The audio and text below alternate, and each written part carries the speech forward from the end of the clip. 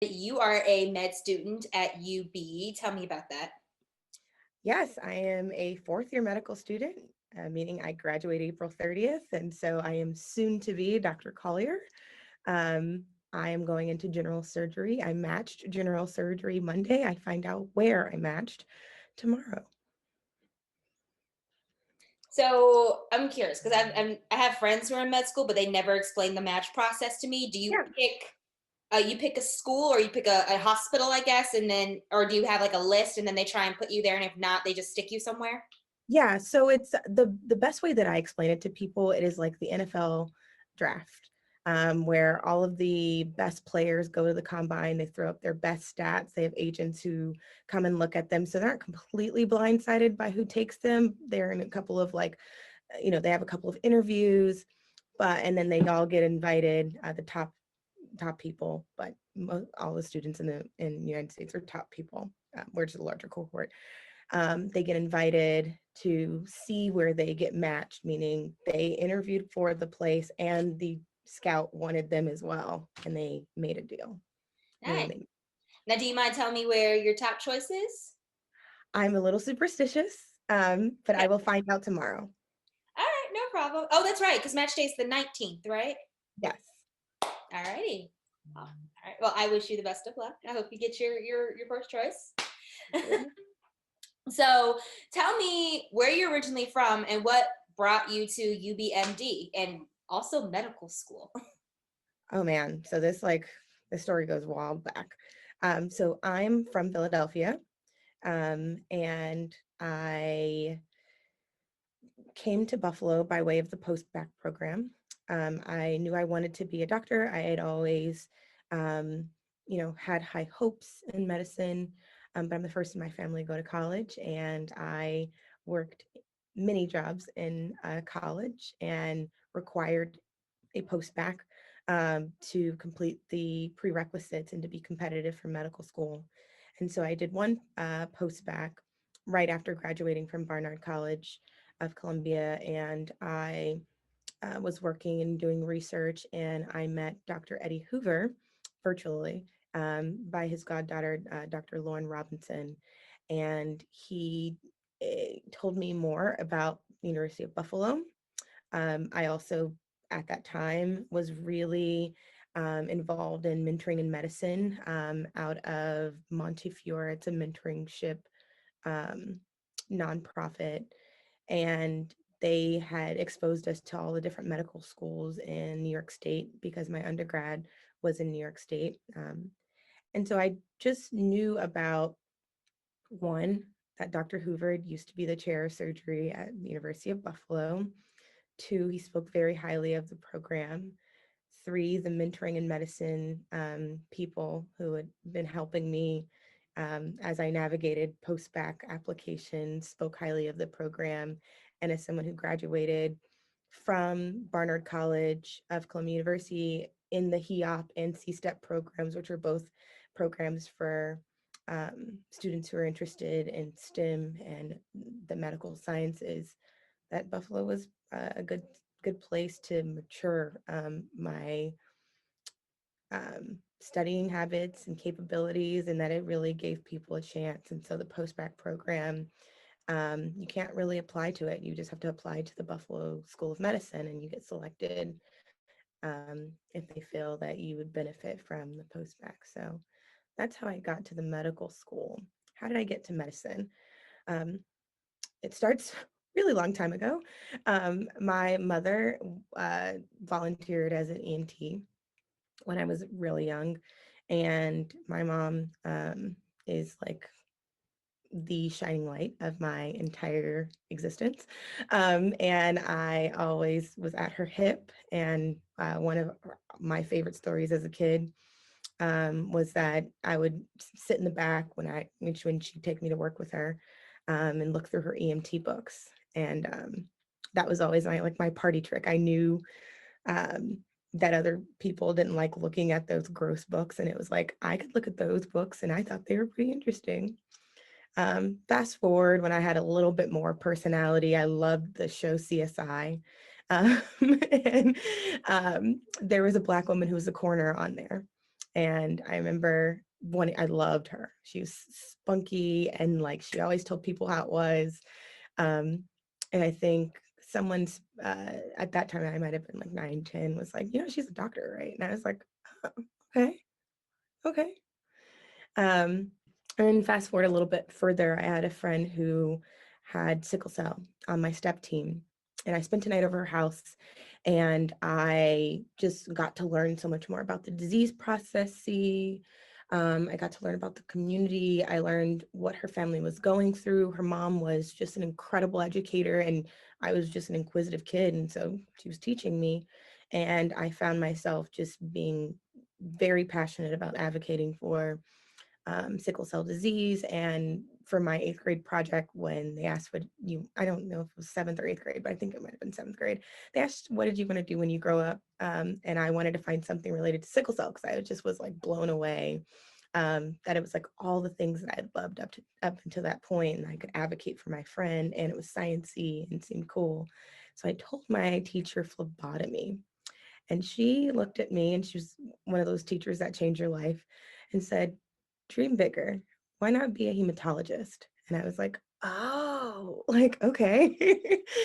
um, and so my first job as a teenager, I worked with the hematology oncology department at Children's Hospital here in Philly, working on quality of life studies with sickle cell disease patients. I was deeply mentored by the Sickle Cell Disease Association of America in their Philadelphia chapter. And they just poured into me and said, we need more doctors like you. We need more doctors who care about the community like you do. Um, and they hoisted me into really dreaming big. So when I went on to college, I had the idea that I was going to be a doctor. Fast forward now, I'm going to be a surgeon, not a hematologist, but still the main goal of keeping my community close and being a constant bridge is still there. It's so interesting that it was a friend with sickle cell disease that inspired you, because I have sickle cell disease. Oh, And yes. so I like, even now, and I'm sure you understand, and we could talk about this, Yeah. sometimes I'm in positions where I got to tell, well, not now because I have a specialist who I see and she Yeah. understands, but before her, there would be times I have to tell my doctor, no, here's what has to happen. This is what my body's doing. This is what I need. And I'm sure you probably encountered patients who had similar experiences, right? Yeah. Yeah, absolutely. So when I went to college, I ran an organization for 4 years called Strive, and it was strictly for um, young adolescents slash teenagers from the Harlem area, which is where Barnard's located, who had sickle cell anemia and who were serviced at Columbia Presbyterian or received their care and um, kind of were part of the parent group.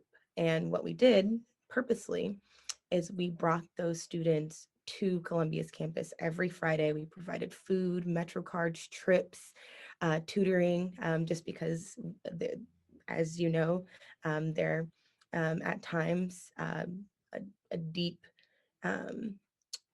risk of having um, some educational deficits due to the chronic nature of the disease. And what we were hoping to do is, one, offer tutoring for free from an Ivy League institution. Two, let it be something outside of the hospital, like envision yourself on this campus. But three, there is so much layered conversation about the population that is deeply affected by sickle cell anemia, the resource that is afforded to that population, the conversation that is elicited from that advocacy work. And I thought very strongly, or not thought very strongly, I acted very strongly on behalf of that community. And it's one of my like proudest like contributions to date with a volunteer organization. So yeah, I'm right there with you, girl. What year? That's amazing to me, honestly. So wait, what year were you in college when you started that program? Oh, I didn't start Strive. I joined it my first like 3 days of college. It is It's one of the Next Step programs, I believe. If I'm getting this wrong, it's been some time, but there's a corporate sponsorship of, it's a corporate nonprofit slash corporate structure, um, where they provide funding for the camps, like the sickle cell camps that they do in the summer. And one additional part of that was having kind of like a case manager who oversaw national, like, year-long advocacy opportunities. And they had some like baseline funding to do that. And so what they did was they paired with college campuses and we matched their funding. And so we were able to do like year-long advocacy, similar to the advocacy done at the camps, but just doing them on college campuses. So it was already established by the time I got to Columbia. But I just came in like a wrecking ball and was like, I can't wait. I'm going to be president of this organization. I was dead set on it day one. I was, volunteer, coordinator, president. Like I just did it all. That's interesting. And so, how did we get along the way from you thinking hematology to surgery? What was that shift like? Yeah, so I have to credit my father. During my time at Columbia, my father went to his local community hospital for a um, uh, normal, what he thought was normal, hernia repair surgery. And serendipitously, I'll say, because it turned out to be a stroke of good luck, even though it didn't seem so at the time for me. I was also embarking on a research career with my mentor, looking at surgical health disparities. My father did not have a good outcome from that particular encounter, and it really exposed to me one, a field that I hadn't thought about, and I didn't necessarily um, get to encounter it like most people do. Like the first time they hit their OR, they're like, "Oh my God, this is so amazing!" It was my first encounter was through the patient experience, but juxtaposed to that, I had some incredible mentors that were surgeons and surgeon scientists who I was working with alongside at the same time that that event was happening in my life, that advocated for my father's health and his care, who helped me understand what was going on, who helped me navigate kind of that entire situation, even though it was a rough one. And it really opened my eyes to a different side of the healthcare system that I just hadn't been exposed to. And so it was partially I hadn't been exposed to a surgeon prior to that point. So I didn't know what I didn't know. Two, I had a major emotional like pull to it. I'm my father's only child, and I'm very, very close to him. And seeing him live through that poor outcome was something that stuck with me. It was not only that uh, a disease like sickle cell anemia could be uh, disproportionately underfunded and not well um, advocated for, but this extended into the entirety of minority communities where health disparities were rampant and insidious. Um, and additionally, I got to see both sides of a field that I hadn't really had exposure to. I got to see both the good and at times the bad, and I was blown away that I still was pretty impressed by it. And I felt very empowered that something could be done to remedy it. So I kept on with that investigation of my interests, and it turned out that I really liked it. When you say your father had a bad outcome, what do you mean by that? He so when people have hernia repairs, um, they are consulted or consented for that repair, and they're told kind of what to expect. And my father didn't get what he expected, and that was in the form of having a prolonged hospital stay, and having an outcome that changed his quality of life for many years to come. And you said that you were basically told what to expect. Was there a moment where you or your father or anyone else in your family was asking questions and you just couldn't get answers?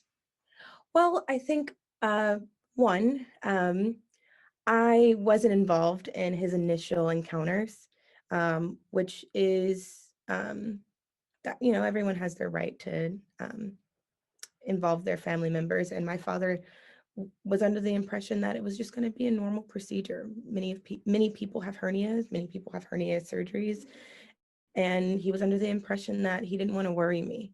And I'm the first in my family to go to college. I just got this really big internship working with um, some really, really incredible academic surgeons. And I think his mindset was, I'm not going to worry her. It's not a big deal.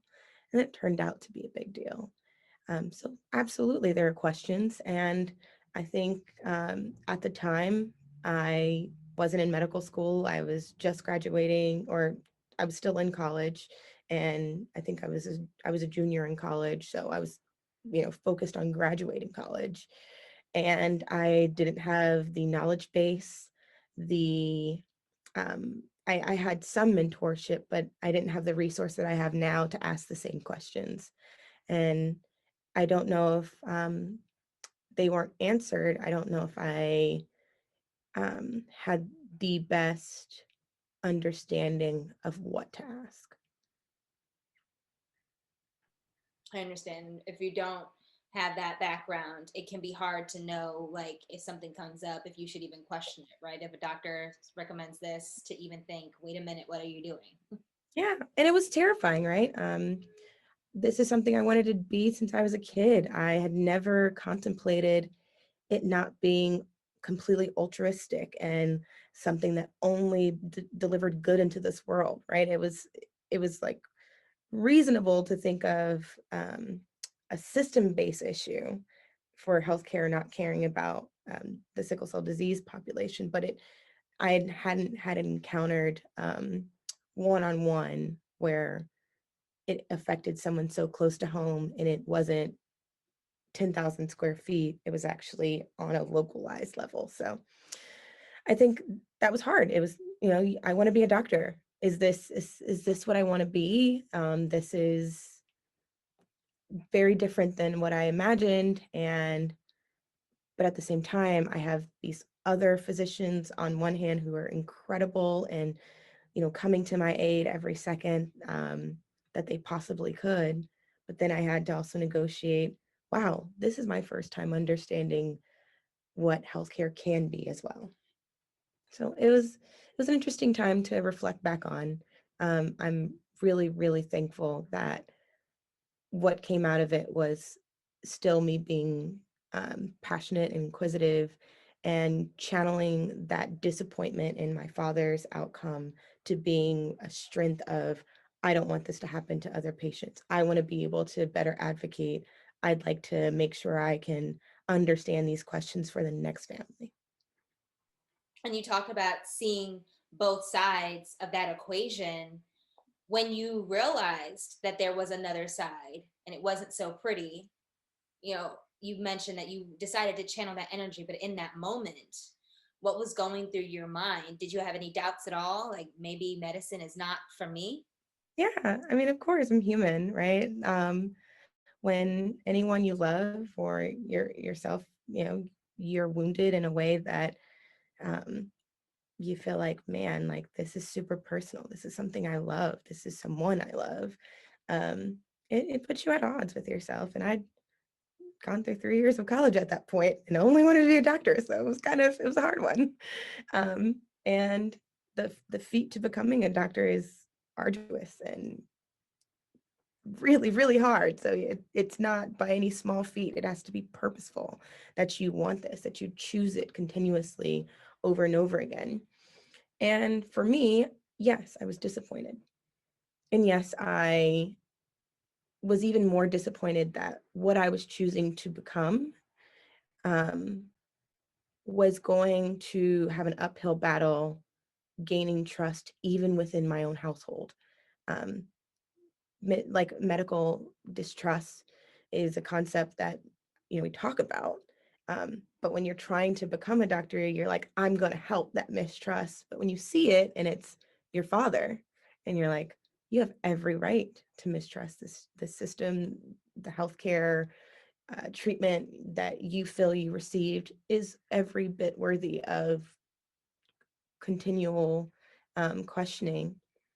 But I hope to be different. And it's an interesting space to be in. But ultimately, I think one, I was raised to see problems in a way that is solution focused, like not just complain, but what can I do to change it? And this one was exactly the same way. It was like, yeah, this didn't feel good.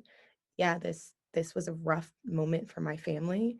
It is something that has changed my entire life, but what can I do to fix it? And I will fast forward for you 5 years past that moment.